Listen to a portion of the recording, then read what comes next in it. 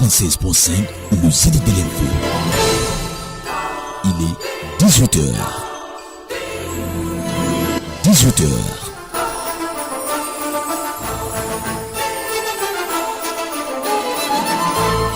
La radio au Zénith.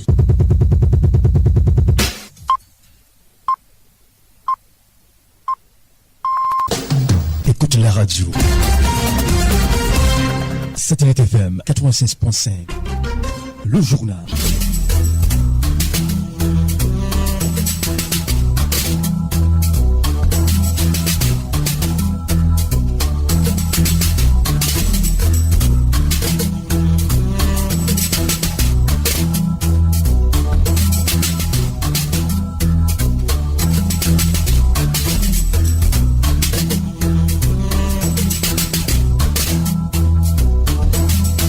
« 18h top pile à Yaoundé, madame, monsieur, bienvenue au Vespéral, Hippolyte Nama à la présentation.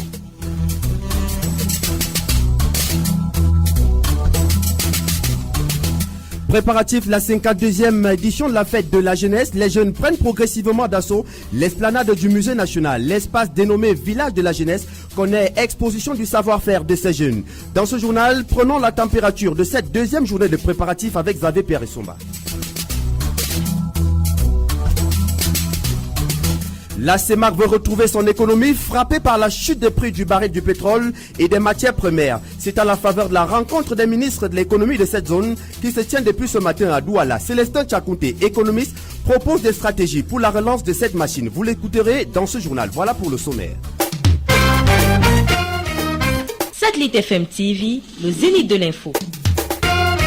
Madame, monsieur, bienvenue une fois encore. Assemblée nationale, le président de la Chambre basse a reçu en audience ce jour le nouvel ambassadeur américain accrédité à Yaoundé. Kavaï Yege Djibril et Peter Henry Berlin ont passé en revue la coopération entre le Cameroun et l'Amérique. La situation sécuritaire dans la zone de l'extrême nord était également au centre des échanges. Emmanuel Ndjéré est désormais le nouveau président du tribunal criminel spécial. Il a été installé dans ses fonctions ce jour au cours de l'audience solennelle présidée par le ministre de la Justice, garde des Sceaux, Laurent Esso. C'était dans la salle d'apparat de la cour d'appel du centre. Le nouveau président vient remplacer à ce poste Yap Abdou, nommé premier avocat général à la Cour suprême. Détention des sécessionnistes, pas de violence dans des droits de l'homme. Le gouvernement, à travers un communiqué rendu public il y a quelques jours, a tenu à apporter un démenti sur les allégations qui circulent sur les réseaux sociaux faisant état d'une maltraitance inhumaine des 47 présumés terroristes. Une réaction défensive de l'État du Cameroun qui révèle l'abandon de la toile par certains hauts dignitaires de l'État, la République du Cameroun au profit de l'intoxication. Raoul Christophe Bia. L'analphabète du 21e siècle, c'est celui qui ne sait pas utiliser l'outil informatique. Ceci est apparu comme un slogan repris dans tous les discours au ministère des Postes et Télécommunications. Mais les années passent et la technologie digitale s'installe et s'impose à tous. Qu'on le veuille ou pas, Internet est là et il faut indispensablement faire avec lui, au risque d'être dépassé par les événements. Un peu de similitude avec l'argument d'un célèbre rappeur français parlant de politique. Si tu ne t'occupes pas de politique, la politique s'occupera de toi. On est tenté d'affirmer, dans ce siècle présent et même à venir, si tu n'es pas sur Internet, Internet sera chez toi. L'État du Cameroun, à travers son gouvernement, semble ne pas être intégré les enjeux de la communication à l'ère du numérique.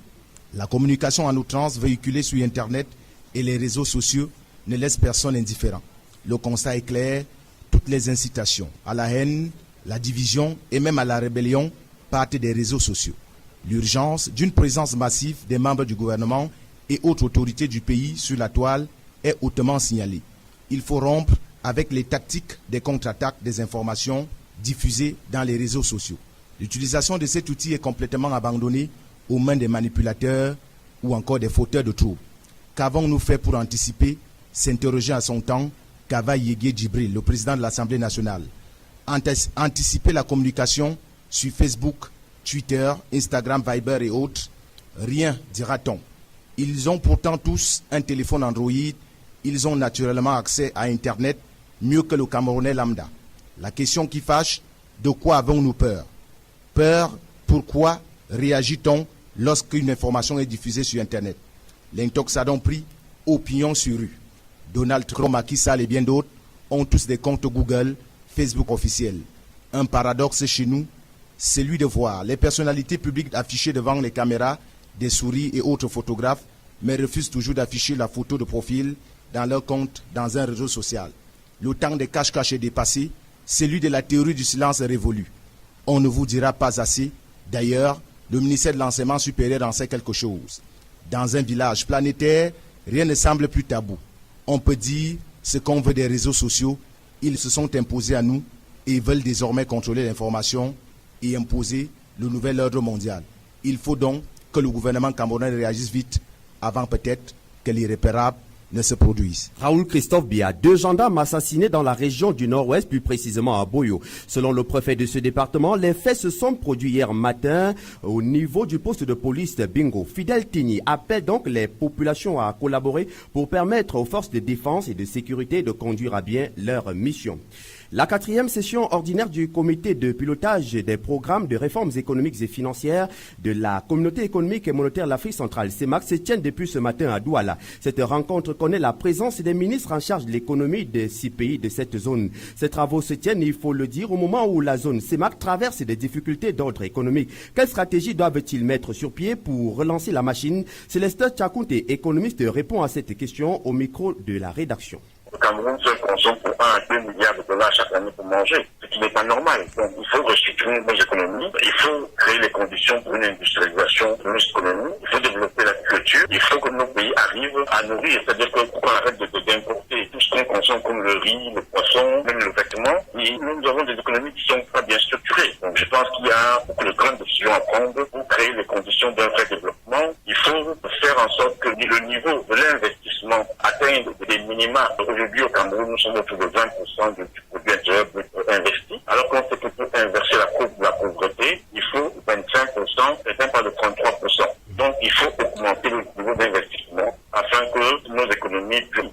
Entretien routier, plus de 110 milliards représente l'enveloppe destinée aux travaux routiers dans la région de l'Ouest en 2018. Le ministre des Travaux publics Emmanuel Nganou Messi et son secrétaire d'État Lumak Sayina Oranja viennent de boucler la visite d'évaluation des 10 chantiers.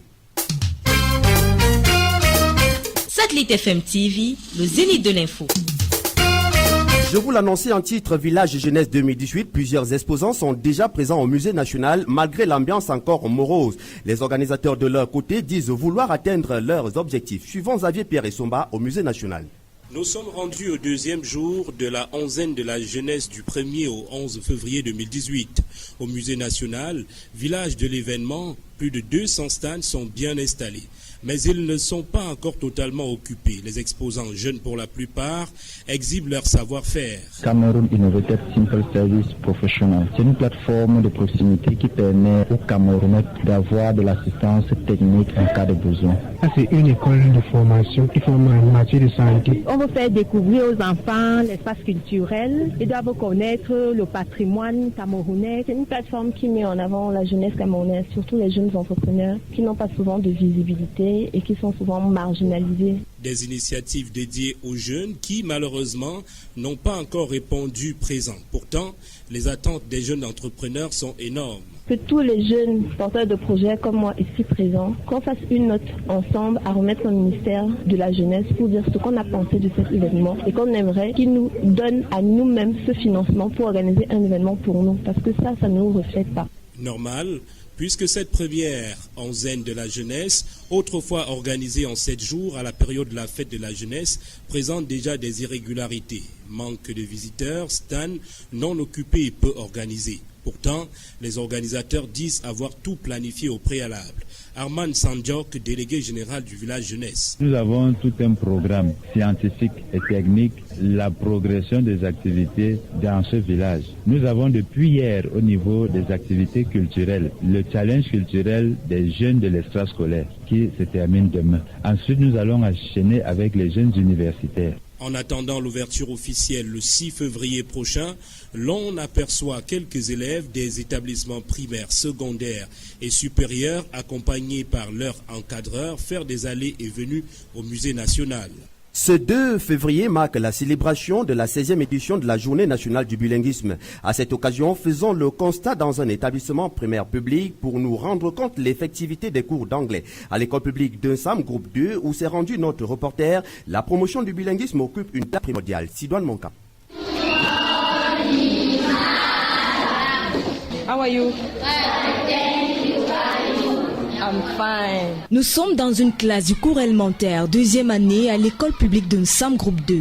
Ici, l'apprentissage de la langue anglaise fait partie du programme scolaire, comme dans toutes les autres classes de cet établissement. La directrice de l'école publique d'Unsam groupe 2. Dans les salles de classe, comment se passent les cours d'anglais? Les maîtresses, lors de leur formation, suivent la formation bilingue. Ça veut dire qu'elles sont tenues à enseigner le français et l'anglais. Dans notre école, nous n'avons pas des enseignants spécialisés en anglais. Ça veut donc dire que les maîtresses qui sont dans les salles enseignent le français et l'anglais, chacune dans sa salle. Les cours se font selon un programme séquentiel élaboré par la tutelle et le chef d'établissement. Un programme suivi par l'enseignant et qui tient compte d'un certain nombre de paramètres. La directrice. Dans une salle de classe, nous avons là affiché les emplois du temps. Donc chaque classe a droit à 2 séances de cours d'anglais, 2 séances de 30 minutes par jour. On a 6 à 8 heures de cours. En plus de ces 8 heures de cours par semaine, des activités parallèles sont également instituées au sein de l'établissement pour booster le niveau des apprenants. Lors de la semaine du bilinguisme qu'on a instituée, nous réunissons souvent les enfants. Peut-être un lundi matin lors du rassemblement, il y a une maîtresse qui les réunit. On fait des petits sketchs, des petits mouvements et des chansons en anglais. Ça fait que les enfants sont motivés, sont même très contents quand on leur enseigne des chansons en anglais. Et les résultats sont plutôt satisfaisants avec un pourcentage au-dessus de la moyenne selon le chef d'établissement. Les résultats sont bons, tels que je vois les procès-verbaux qui m'arrivent ici au bureau. Les résultats sont relativement bons parce que nous sommes toujours à 60%, 63%, 65% à chaque séquence. La preuve, quelques élèves n'hésitent pas à s'exprimer et se donnent à cœur joie à notre micro. Good morning, my name is Yanfa Saladin Jina. We are going to school. Et malgré les difficultés encore visibles sur le terrain, des efforts sont faits pour que le bilinguisme soit une réalité. D'une journée à une autre, ce vendredi est journée mondiale des zones humides. Le Cameroun et le reste du monde la célèbrent sous le thème Les zones humides, un avenir urbain durable. Au moment où la 21e édition bat son plein, les zones humides restent encore occupées donc par les populations. Notre reporter Marcel Tchoungui a fait l'autopsie sur les raisons qui les motivent à y élire domicile. Voici son reportage. Je m'investis ici, c'est le premier personne ici. Donc, à partir de ce moment-là que je suis resté, de faire à mesure, les gens me suivent un peu. Le quartier sont déjà nombreux. Papa Tanya Maurice est un retraité. Il habite une zone humide au quartier Dakar, à Yaoundé 3. Arrivé dans cette zone dans les années 90, après plusieurs années de service, l'actuel octogénaire, frappé par le poids de l'âge, peine à se souvenir comment il a contracté ce terrain. Heureusement que Maman Kémonier, son épouse, a encore la mémoire fraîche. Je suis venu ici depuis 92. Moi, je suis retraité. Moi, j'ai travaillé dans une session de cuisinier. Fait tout. J'ai fait pendant 37 ans. J'ai déjà vu mon retraite jusqu'à pour le moment. Je suis à la retraite depuis plus de 20 ans aujourd'hui. J'ai acheté ce monsieur à Tamanakroto basé. Il a déjà mort. J'avais acheté mon terrain ici là. Il n'a pas donné l'argent en espèces. Le propriétaire du terrain l'avait demandé de donner un peu. C'était 600 peut-être 75 000 francs de terrain. Madame Tonga, elle, est âgée d'une quarantaine d'années. En lieu et place de son mari, la jeune commerçante nous édifie sur leur arrivée à cet endroit trivialement appelé marécage au quartier Coron à Yaoundé. Ça fait déjà plus de 6 ans que nous sommes ici là. On avait acheté le terrain chez Somba Fossan, il est déjà décédé depuis, donc c'était un tonton. On a quand même évalué, mais pour le moment, je ne peux pas te dire ça en tête maintenant. Il faut regarder les papiers. Il y avait le marécage ici là, ce n'était même pas le terrain genre. On a travaillé. Quand il n'y a pas le terrain, et papa, on fait comment? On achète. Pour ce qui est des difficultés, que ce soit en amont ou en aval, ces populations riveraines connaissent vraisemblablement les mêmes calvaires. Nous sommes près du marécage, on a un peu de difficultés, c'est seulement par rapport aux saletés. Mais comme il y a aussi les moustiques qui dérangent un peu là. Pendant les pluies, nous n'avons pas de problème ici. Ce sont les gens qui sont un peu juste à côté de nous là, qui ont ces problèmes, peut-être des inondations, pas aussi en tant que tel. Puisque avec du temps, avec mes voisins, il y avait ces problèmes. Maintenant, comme on a aménagé alors là, maintenant quand l'eau vient là, ça passe seulement En saison de pluie, nous sommes là. Ça ne dérange même pas. Les enfants savent qu'il y a le marécage. On n'a pas peur de quelque chose ici. Mais quand il pleut, tu as quand même peur parce que ça circule souvent beaucoup. L'encadrement juridique stipulant que les zones humides appartiennent à l'État, ces populations disent quand même avoir reçu la visite des services publics et aujourd'hui, elles s'attendent à tout. Papa a commencé les impôts l'année passée. Juste c'est lui qui était là-bas. C'est pas justement ce qu'on avait dit. L'impôt vient ici, nous disait que c'est l'impôt frontière. Là, on paie seulement, je me doublé pour aller payer de cette année-là que vient passer. Même si on le chasse et on va quitter, on a déjà quand même exploité le peu qu'on a exploité. Chaque coin ayant ses réalités, Maman Kemounié et Madame Tonga, aussi bien à Coron qu'à Dakar, ne se plaignent pas pour ce qui est de la sécurité. On n'a pas encore eu un danger ici là. Il y avait seulement quand même les bandits, mais pour le moment, c'est déjà quand même calme. Ici au quartier, il y a quand même des gens qui se plaignent alors que peut-être il y a des fois quand tu es en retard là, les petits garçons du quartier menacent. Parce que j'entends toujours dire qu'il y a des fois les petits garçons en route là, dans une heure tardive là, qui menacent, mais je n'ai jamais. Vivement qu'en cette journée mondiale des zones humides, les pouvoirs publics jettent un regard dans les marécages et voient d'un œil indulgent ces populations qui y vivent.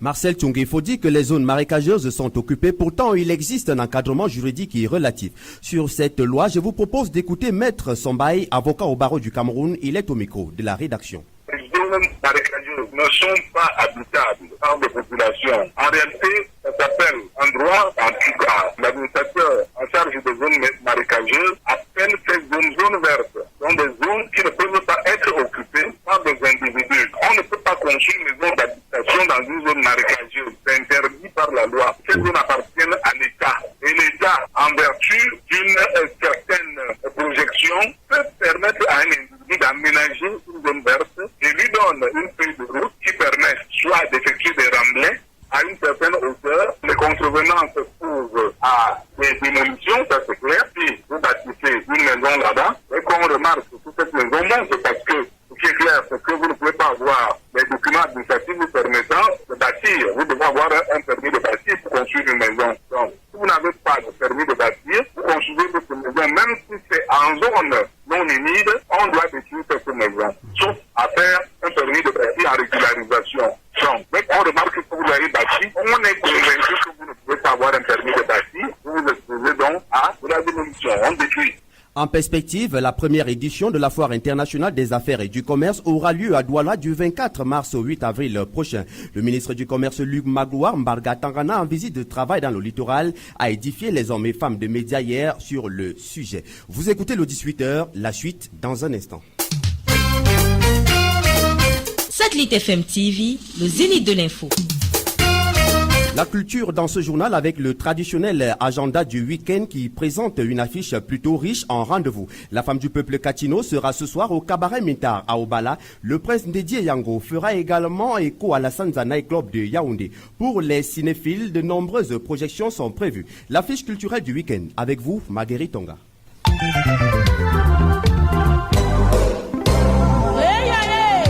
Ça c'est la femme du peuple. À quelque chose, malheur est bon. LC Katino, Ascenseur ou encore La femme du peuple. Elle sera en spectacle ce vendredi au cabaret Le Mintar. La légende du Bikoutsi va étaler son immense répertoire musical à ses nombreux fans.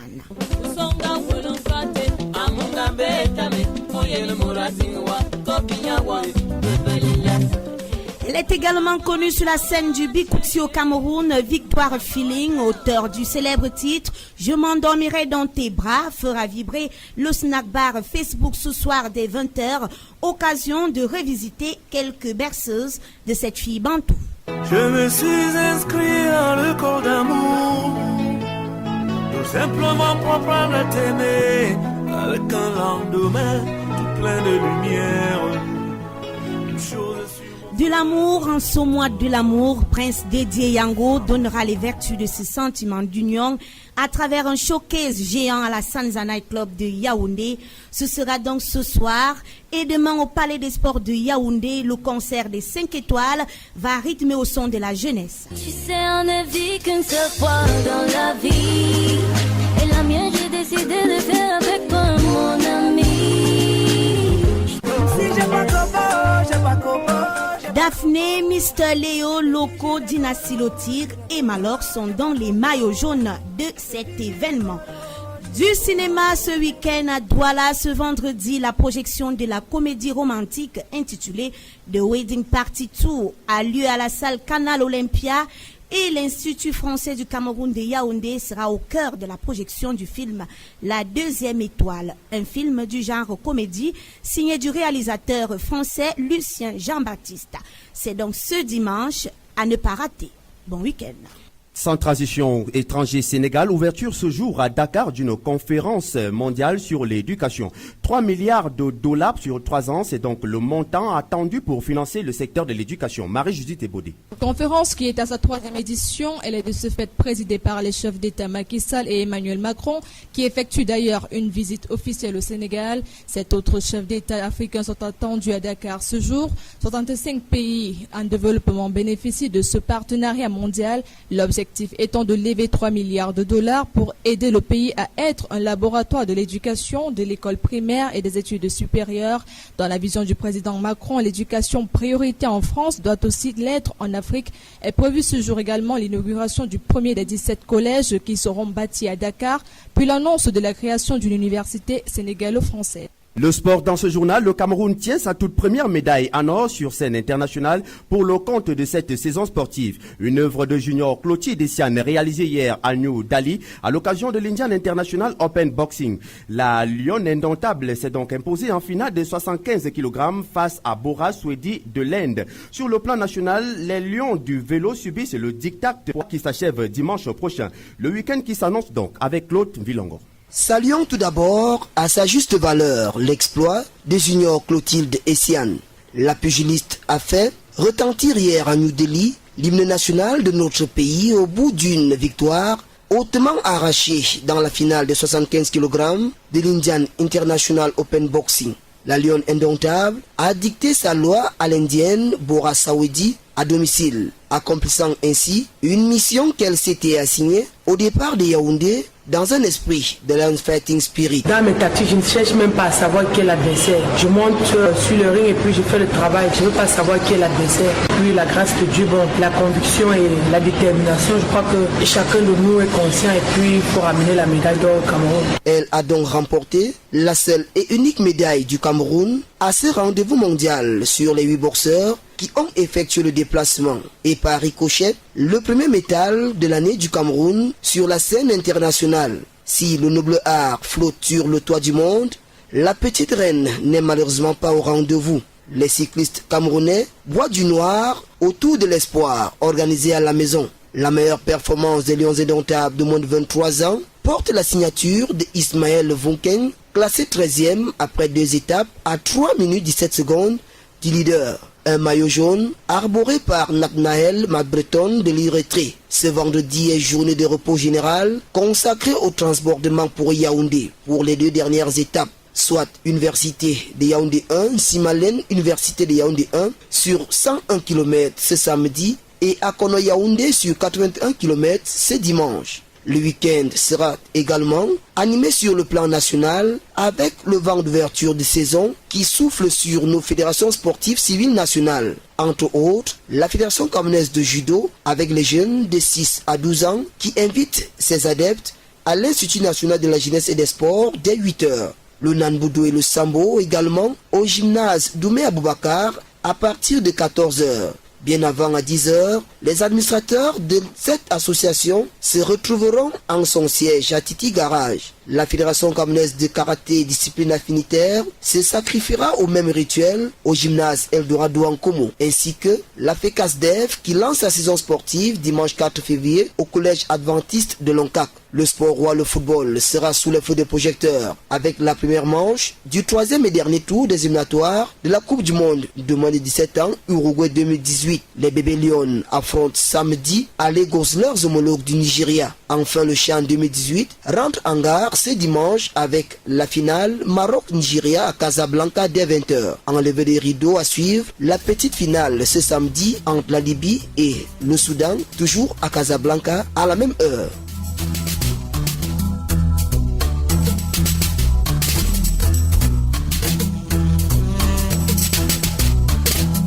18h passées de 25 minutes à Yaoundé, ce journal rentre en gare. Marie-Judith Ebodé, Ingrid Sembarga, Célestin ou Antoine Okala, l'équipe rédactionnelle et moi-même vous disons merci de votre aimable attention. Madame, monsieur, à lundi sur cette antenne. Sur Satellite FM TV, 96.5, le Zénith de l'info. Il est 18h. 18h.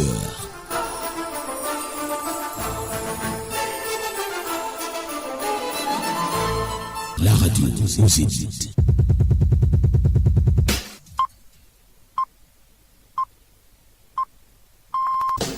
Écoute la radio. Satellite FM 96.5. Le journal.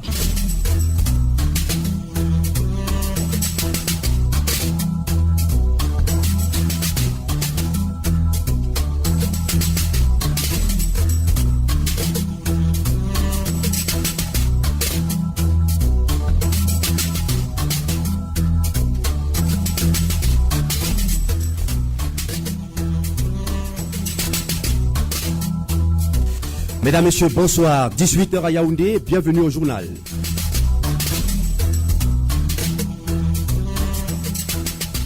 Nouveau management à l'office du baccalauréat du Cameroun, Étienne Roger Minkoulou est le nouveau directeur de l'instance. Les défis qui attendent la nouvelle machine sont multiples. Dans ce journal, vous aurez les clichés de Raoul Christophe Bia.